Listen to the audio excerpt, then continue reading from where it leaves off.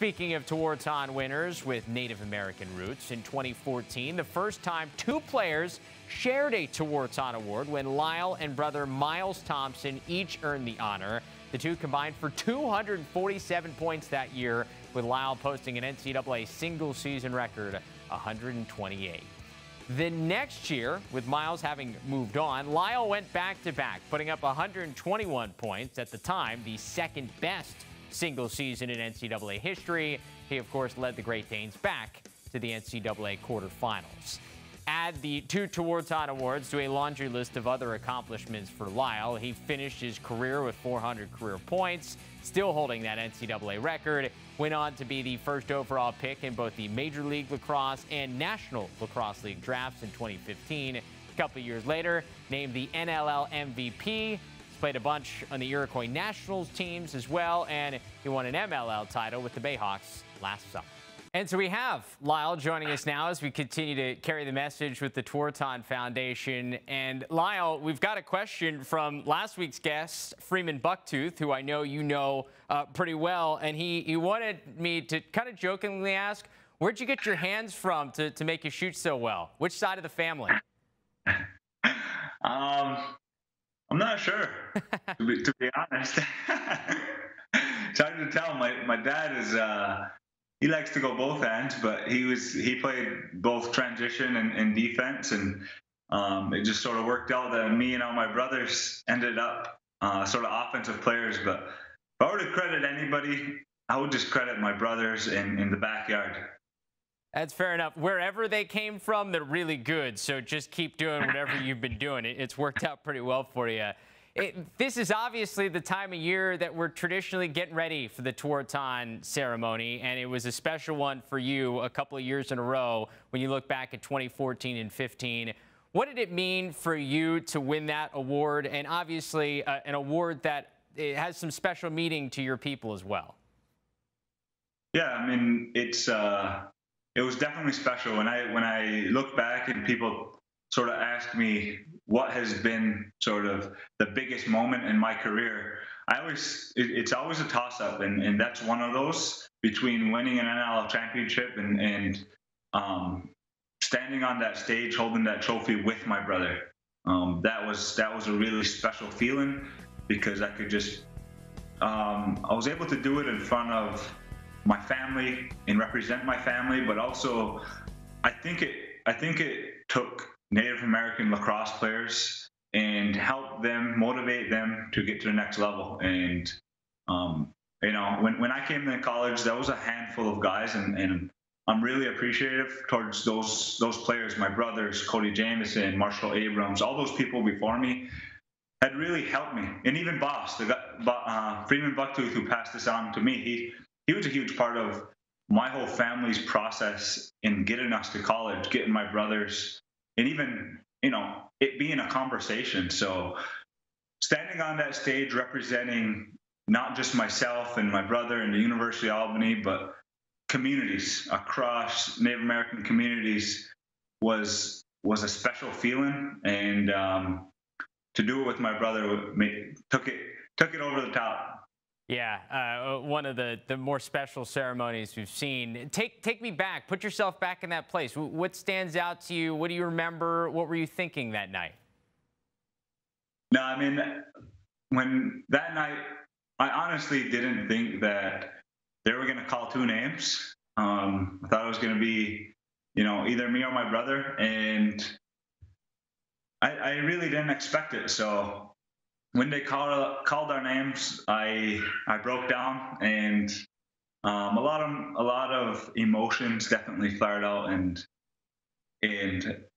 obviously, you know, being there the year before, I didn't have a speech prepared or anything like that, and then that year, you know, I came prepared, but I was thrown off by the fact that they called two names, and me and my brother. And obviously, if you see the video, I'm full of tears, and I tell Miles, I'm like, all right, go ahead, you speak first. And you know, he said what he said, and I got up there and was just extremely thankful for everything that's really helped me along the ways, and proud I was proud of myself, proud of my family, and everything that came along with that.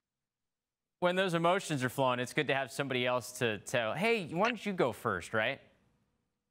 Yeah, yeah. I would have had to take a solid minute to recoup and figure out what I was going to say, so I didn't have to speak with a lump in my throat the whole time. The Tewaaraton Foundation obviously tries to give back to Native Americans as much as possible, and one of the things they do are the scholarships. What does it mean, everything that Tewaaraton Foundation is trying to do in order to try to help some of the people that you wanted to represent up on that stage?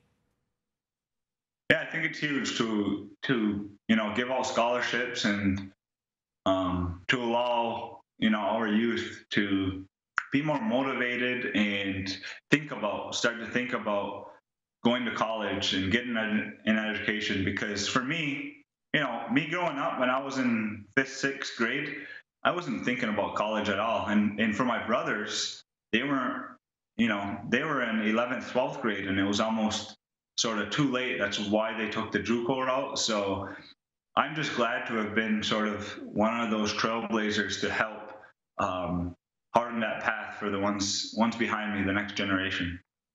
And it's obviously something you continue to do so well now as you're in the professional game, which brings us to kind of where we're at right now. Obviously, with everything going on, it's tough to think about lacrosse. When you look at the NLL, the season just kind of stopped. Like, what do you hope happens at some point for your Georgia Swarm team, where you guys probably feel like you're finally starting to find a groove? No, yeah, I mean, it's unfortunate with everything that's happened, but at the end of the day, you just got to stay prepared, and that's all I've tried. That's all I've been focused on while I've been home. Is my schedule hasn't changed up too much. I still work out for 2 hours a day.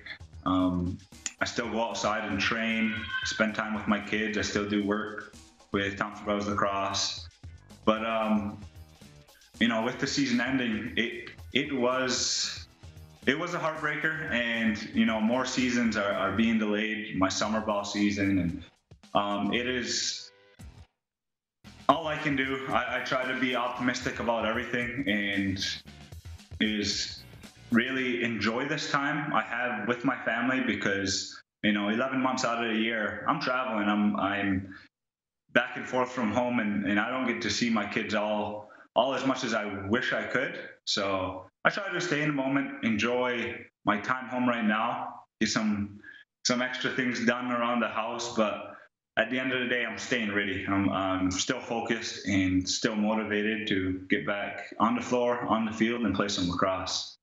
You mentioned how busy your schedule was, and I think back at your last year when you went from NLL to MLL right into the World Indoors, and it just kind of continued right on into this season with the NLL, and it's rinse, repeat.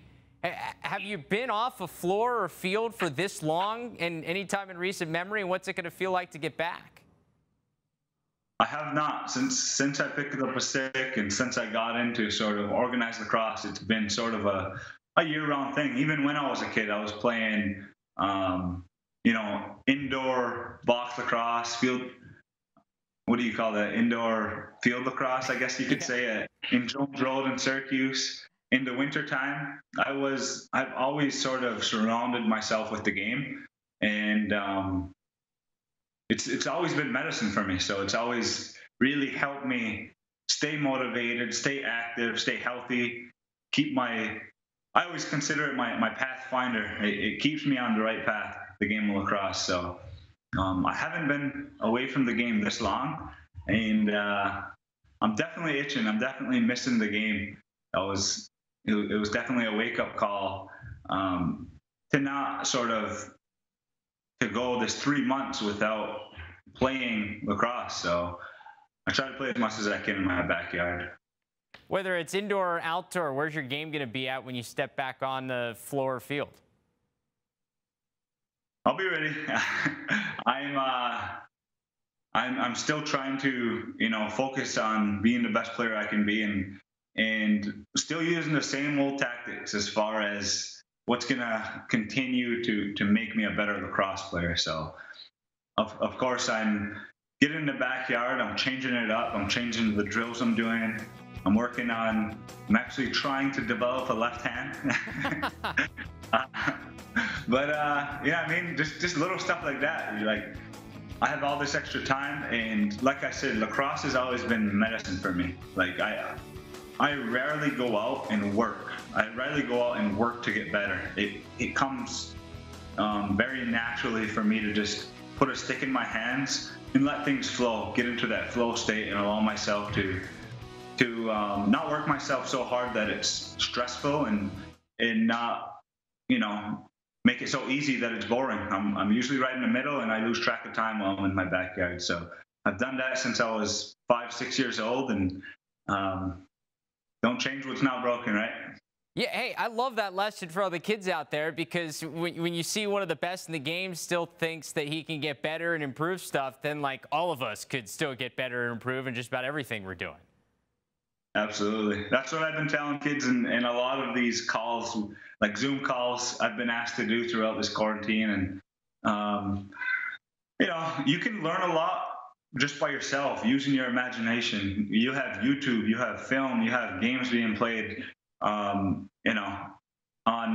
different networks. So, use those things. Be able to use your imagination, take some notes, and grab your stick, get in the backyard, and let your mind become creative. So, Lyle, with the Tewaaraton here, we continue to carry the message. Who are we going to carry the message along to here next week? I gotta go with my brother Miles. He is obviously sharing the stage with him. It was a special moment, and I think I'm speaking on behalf of both of us. It was definitely, one of those top moments in our lacrosse careers, and it's always something to be able to look back on that moment and share it with your brother. Nobody else has been able to do that, so it is. I'm glad to pass it on to him. And so you got a question for Miles? Ask Miles how he's. Ask him how he's been. How his fishing's been. He's been doing. I know I FaceTime him like every other day, but this quarantine might put him into retirement because he's enjoying sort of living off the land and all that stuff. So ask him if he's gotten any better at fishing. Sounds like a plan. Hey, Lyle, we always appreciate the time. Thank you so much for spending some time with us, and stay safe. We'll catch up again soon. Yep. Thanks. Thanks for having me.